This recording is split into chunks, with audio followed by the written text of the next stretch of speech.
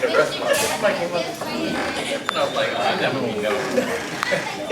It is a great They both are. very good. Hey, how are you doing? Good to see you. Oh, everything is well. Welcome. Thank you. All right. What's up, man? Hey, good to see you. I'm good. I cannot complain. This is great. They're all waiting.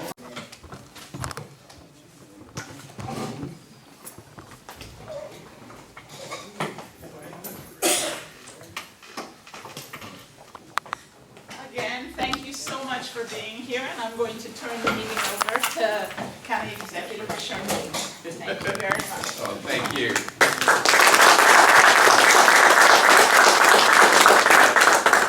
First of all, I want to thank you for being here this morning, for being involved in the school. This is one of my favorite events that I do each year, and it's because of you and your involvement. And it reminds me, quite honestly, and I said this the last year when I was at one of the events, for Men Making a Difference, because it does make a difference in the children's lives, not just in our children, but other children. When my son was in middle school, actually when he was in school, so just like you, I was one of those nervous parents. You know, you got an African American male. We lived in Cheverly, and we still live in Cheverly. But I, was just so concerned that one, that he knew that his dad loved him. My father, I grew up in the military. My dad was a Ranger, Green Beret, tough as nails, and I don't think I knew he loved me, but he never said it until I was older. We were going away to college. So I wanted my son to know that. And so I would drive him to school or walk him to school, and I said, your daddy loves you, right? And he said, yes. I said, how do you know your daddy loves you? He said, because you tell me all the time. And I said, because I want you to know that. It's important, especially for African American males. Well, when he got to middle school at Greenbelt, the principal there started a thing with men coming in. He would invite men to show up, not just one day out of the year, but once a week. And at that time, I was in the House of Delegates, and being the nervous parent I immediately went there when he went to Greenbelt Middle School to say, because it was a big school, to say to the principal, if you ever need me, I'm here. I want to make sure, he's doing all right. My wife and I would switch off and we'd follow him around for one day.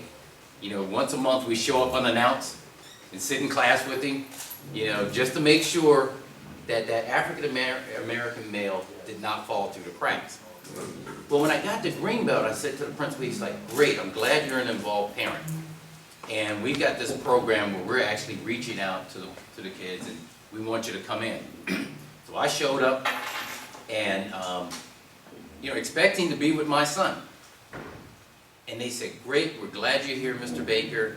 Here are 3 young men that we're going to assign to you for the year. I was like, whoa. Well, what about dude? Because that's who I want to make sure he gets through. And I went home and I told my wife, I said, I went to Greenbelt Middle School and they gave me these 3 young fellows, and I'm happy to do that, but I want to be with my son.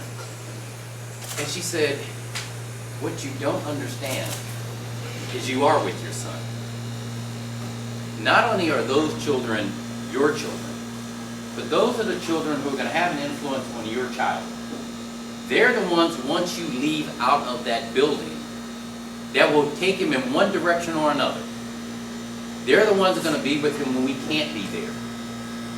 So as we're mentoring to those kids who are our kids, we really are mentoring to ourselves. And as programs like this grow, what happens out of this program is we are having an influence on the next generation of leaders. My father inspired me to go into politics, but it was my 11th grade African American literature teacher that inspired me to read broadly. And he did that not because African American literature, where I came from, was an advanced course. I was not in the advanced course. But I got into a discussion in the hallway with him, and he took an interest, Mr. Barnes took an interest in me, and invited me to sit in on his class. And then when I graduated, gave me a book that, and he knew I loved Richard Wright, and he would make sure that I had these Richard Wright books. But he was mentoring to me. So these programs really do make a difference, and I'll close with this because, and I know you know it. This is one of the things I like doing and coming out and seeing. Actually, I'll close with two things. Every year we go through the budget, and I've been involved in politics for about 20 years, almost 25 years now. I was in the House of Delegates, and I served on appropriation.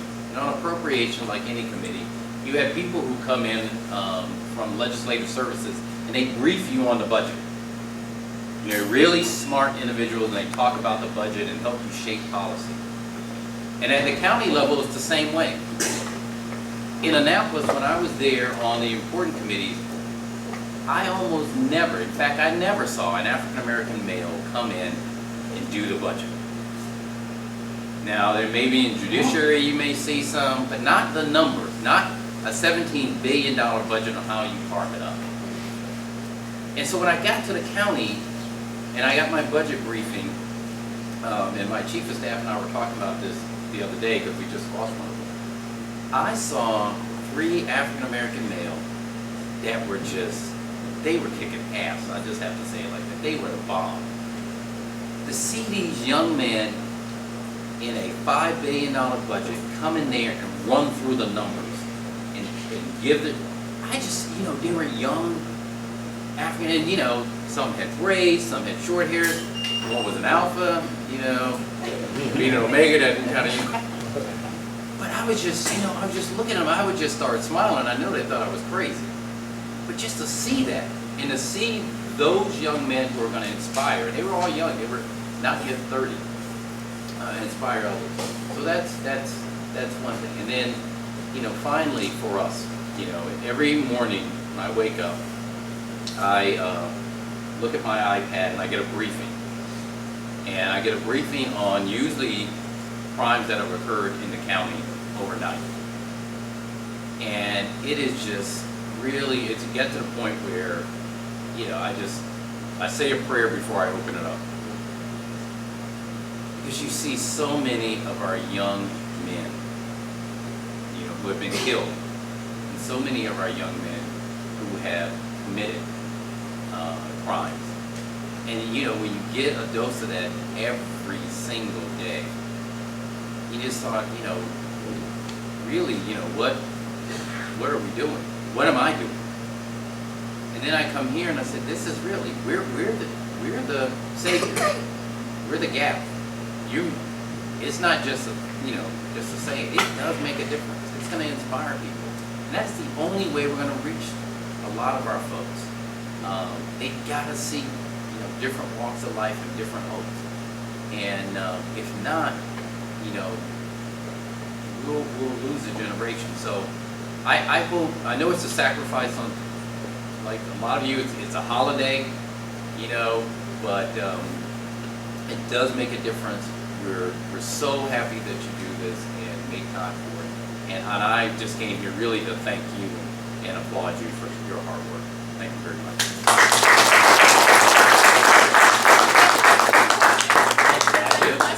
Questions, Scott?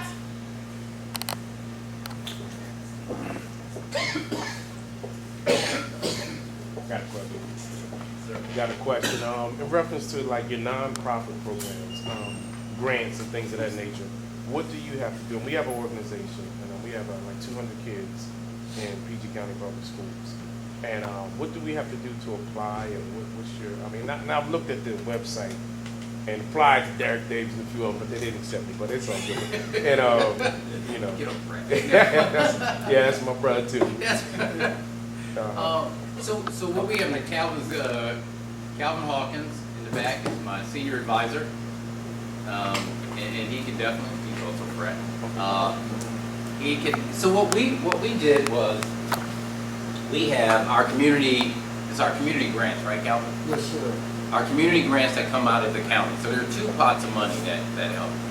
each council member has their own community grant. And then we have a bigger one that's from the county, that's our community grant. What we tried to do with ours is to target it. We know that there are limited resources in the county. We want to maximize how we use it. And so we have this thing, I didn't talk about this, what we call our Transforming Neighborhoods Initiative. I'm not sure if we're in it, but I'm sure some of the, whether we're in one of them, Calvin. Oxon Hill. Okay, so the Transforming Neighborhoods Initiative is sort of like what you're doing at the school level. And that is there's 6 areas throughout the county where we have challenges. And so what we're trying to do with our community grants is target organizations like yours that are making a difference in those 6 areas. So when you come to us, one of the things we're going to look at, are you serving one of those areas in the county? Because it is a limited budget. And so that's how. But Calvin can make sure you get the information to apply, because this is a great program. We want to keep it going. Yes, sir. County Executive, I'd like to first say thank you for attending and being here with us today. I think it's very important. Also, I'd like to let you know the Kappas are in the house today. I knew I was going to get somebody. But no, here in the southern part of the county, sometimes I feel that we lag behind. And I was just wondering, are there plans to bring us to the same level as the northern part of the county, financially, facility-wise? Just in general, is this an issue? I have seen where they're going to build like a new student learning center. But are there any other plans? I mean, maybe some of our other facilities are lagging behind. Like what area? Maybe with schools, just modernization, capital improvements, just in general. I mean, just look to me. I've lived in the northern part of the county also. It just looks different to me. Maybe not as much development. Besides capital improvements and appearance, but maybe in general not as much development. It's interesting. So when I first got in office, when I was in the House, I represented Chevrolet. So, I didn't really know, since I didn't grow up in Prince George's County, I didn't know the difference between the southern part and the northern part. And quick funny story is I became chair of the delegation. So it's a 21-member delegation to the House. And the first year I decided that we normally hold meetings in the House around the county. And no, we hold it in one place. We hold it in the central part of the county in Riverdale.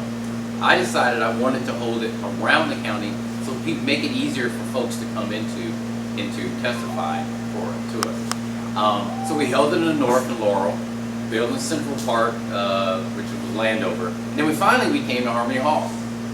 And for the first hour, everybody said, "Why do you guys always come to the South last? Here are the things we don't have. We're like the forgotten people." And I said, so the next year I headed to South first, and they said, we're still the last people to get anything. And then when I became county executive, so if you saw, one of the things that they listed is, what are we going to do about the southern part of the county? Because the southern part of the county is not just, that's why I asked, it's not just Fort Washington, Right. It's not just Acton. We have focused on making sure that every part of Prince George's County comes up to par. And so you'll see a lot that we're doing around National Harbor, but not just National Harbor. Rivertown we're looking at. Oxon Hill, that's why we have 2 of the T&I areas are in the southern part of the county. So we started focusing on that. We're working with Dr. Maxwell to look at, we want to do a big capital building program. So we're going to ask the state for money. We're going to go into the state, and we're willing on the county end with $2 to their $1, they're willing to do it. But a number of those schools are going to be in the southern part of the county, which are older schools, and many are underutilized. So we're going to start looking at it. But we are paying special attention because this is the hot growth area. I tell people, if you look from Suitland, which is one of our biggest development, if you got any extra money, I can't do it because, you know, one, I don't have any money and they won't let me. I'll give you an inside tip. Buy over near Suitland. That's gonna be, you know, all my children went to Suitland. When I tell them that, they laughed at me. I was like, okay, 5 years, I'll be like, man, I should listen to that dude. It is because the way that we're focusing our development is to make sure that we reach every part of the county. And that's gonna be a big hub area that's gonna influence what's gonna happen through the rest of it. So from Suitland down to Acton, you're gonna see a number of projects. We're also gonna connect our healthcare. So we are coming down there. If there are any particular areas that you want us to look at, if you'll let us know, we'll do that. Yes, sir. Yes, sir. How you doing? Good. When you touched on Suitland, I received a letter from the Parks and Planning, and they stated something about east, west, north, and south, a 2.2 mile radius, that they was going to be changing a whole lot of things, and like certain stores will have to move in a certain period of time, like the liquor stores, the pawn shops, the mom and pop stores and all that, so that's still in effect. That is going to be intensified. So what they're doing is preparing now, not just, so what you see at Iverson Mall will look different.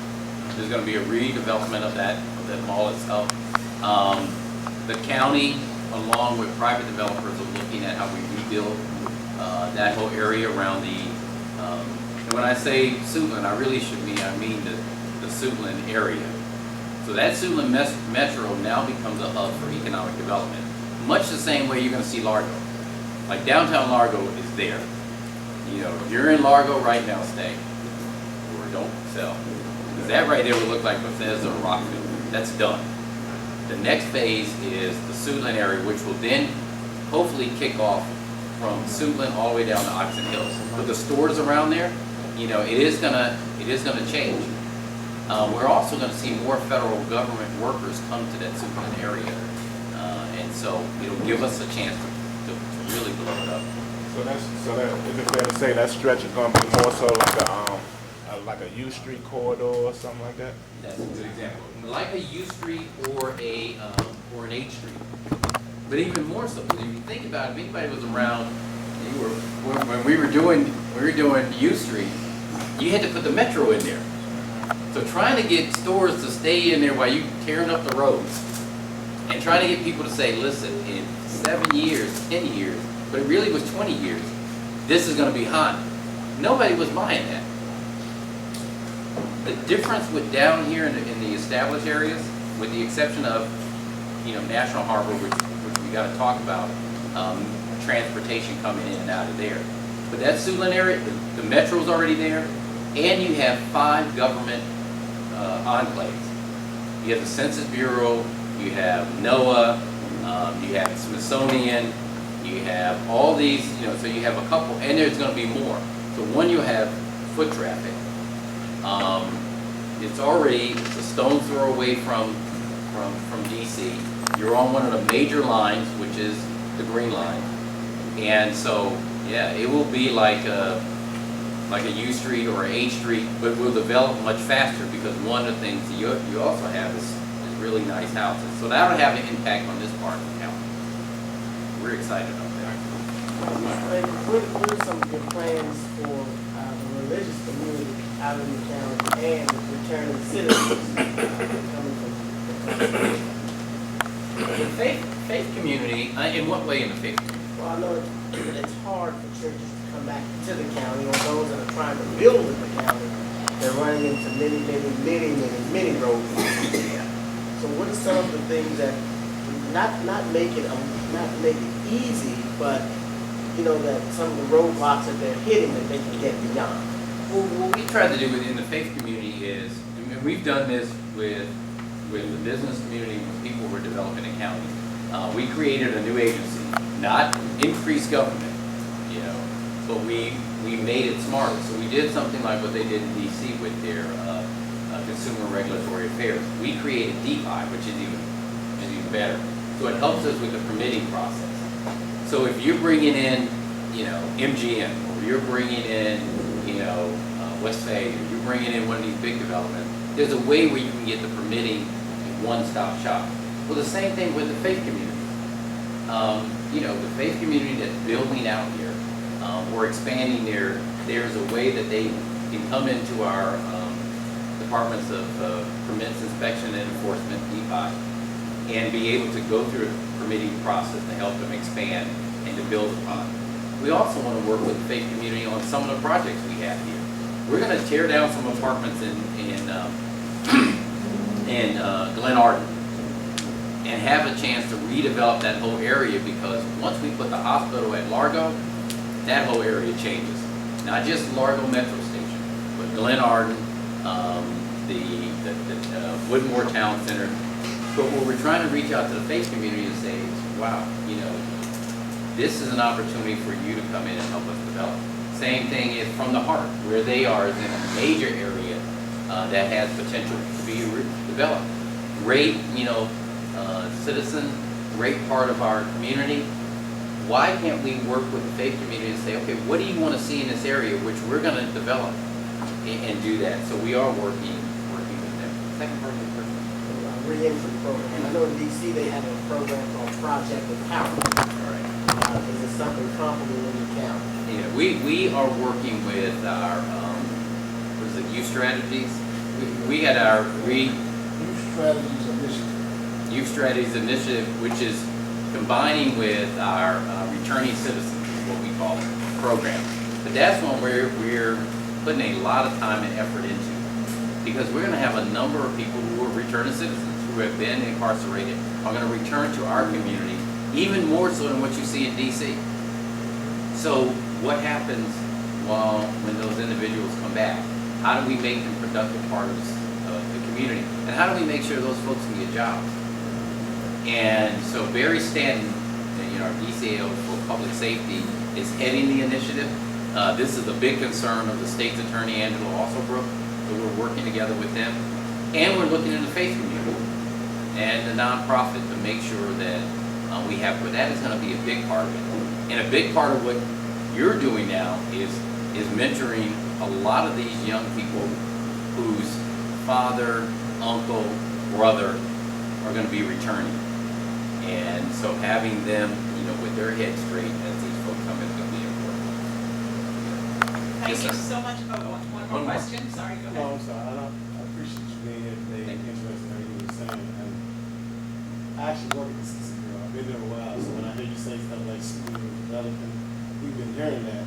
But I guess my question is, are we going to do more to, I guess, improve the law enforcement? Like, there's a lot of worry about, if folks are not from this area, they're worried about the crime area. At the Census Bureau, folks barely want to come out of our gated barricade for lunch. Recently, everyone saw on the news a few months ago, we had one of our officers get shot on the scene. Right. So just the crime or the authority, we talk about articles, I think that's what worries folks about one body property incident, and folks are not accustomed to the environment. It doesn't, like, you know, even like when I used to live in what I call Landover, they call it housing. You know what I mean? It's like they're starting to change the name of these areas to make it more attractive. So I guess just wondering more about what they're going to do about improving the law enforcement on these grounds, on areas to make it more welcoming. So I'm glad this was the last question, because this is a perfect question. Because one of the things we're doing is you're going to see us come over to the Census Bureau and actually meet with the workers in there to talk about a couple of things. One, you know, what is your perception of what's going on in the community? Because the crime in that area has actually gone down over the last 5 years, dramatically. It's one of the places where we've seen the lowest decline. But people don't feel it. If you come in, you run to the gate, and you get in there. And then you stay in the campus. So one, we have to know, let people know what's going on in the community so they can actually feel it. Two, what do they want to see? What would make you come outside those gates and actually, one, shop and eat? And two, what would make you live in that area? Because you're right near the metro, right near where you work. So we're going to do a big campaign to go in and talk to the workers there. We're also, is talking about schools and construction, is the Suitland High School itself. We're moving up on renovation and building a new school. The first thing you'll see happening within the next 2 years is a new visual performing arts center being done there, and that will lead way to a new high school. but you'll also see us start tearing down some overlooking buildings and actually bringing them in. And the reason I know it's going to happen, it's taken me 5 years of badgering people every day, because I've heard it too. You know, when Wayne Curry was the county executive, you know, we put, I don't know if many people know this, we put $3 million into Suitland for the redevelopment of Suitland. We put $3 million into Hyattsville for the redevelopment of the Arts District. Anybody been to Hyattsville on Route 1? Isn't it is nice? It is like taking off like gangbusters. Now that little stretch of the Arts District is not just Hyattsville. Now it's University of Maryland, where we're going to attract the Phillips Collection to come out here. We're going to build a brand new hotel and conference center. It's going to lead all the way to the district line where Mount Rainier is, where we've already made a deal with the district to put art around there. So in that period of time when Curry was the county executive, this is expanding. Then you go to Suitland. There's some apartments that were torn down, but outside of that, there's not really much that you can say has changed. People in the Census Bureau don't come out. You know, and nothing is really said to them, hey, this neighborhood is changing. The same way you see a busboy in Ports, you know, over there. The difference with those two areas is the Hyattsville one started in 1998 when I was in the General Assembly. It has never ceased the tension and focus on redeveloping to now to 2015. With Suitland, it started in 1998 with $3 million, and they put maybe another $3 million, but it hasn't had the intense focus. So for 5 years, that leads me to the last. So for 5 years, I have badgered our office to say, I don't care what the private developer is waiting on. We can't wait on them. How do we get more of these projects so we control the future of making it go? It's taken us 5 years to do it, but we finally have it. So with that, that's why I feel confident that, listen, and you start to see it. And here's I'll leave on this. I can tell it's going to happen when realtors start showing people around the Suitland community, the Temple Hills community, the Oxon Hill community, because they see what's coming in the future. And they're starting to get people ready for the fact that, hey, that's why I tell people, you got a piece of property in Suitland, I'll sell that. Just give me 3 years. You know, come find me in I tell people 2018, when I gotta get out of office 2018. 2020, somebody just remember I said this. So when the next person comes in there like, you know, I redeveloped Suitland, you go, nah, you know, Sherman Baker was here, he said it first. Because they ain't gonna remember my name then. It'll be like Hobson, it'll be like H. So nobody remembers Barry on U Street. But like, they don't remember he anchored there with the Reef Center. They don't even say his name. They're like, hey, it's like gangbusters there. Yeah, he anchored it. When he anchored U Street with the Reef Center, everybody thought he was freaking nuts. Who wanted to work on U Street? Now my kids want to go into, you know, young adults want to go to U Street. I have to stop them. Don't spend daddy's money there. Spend it here. Anyway, you guys are the best. Thank you so much. Thank you for doing it. All the important men in my life today, could we jump up here and get a picture? Yes. Thank you. Thank you.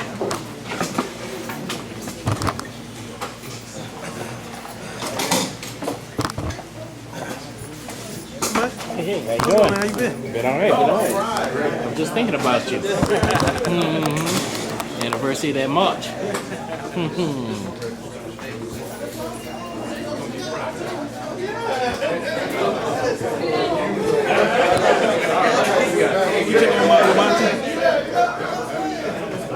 gotta make sure nobody is blocked.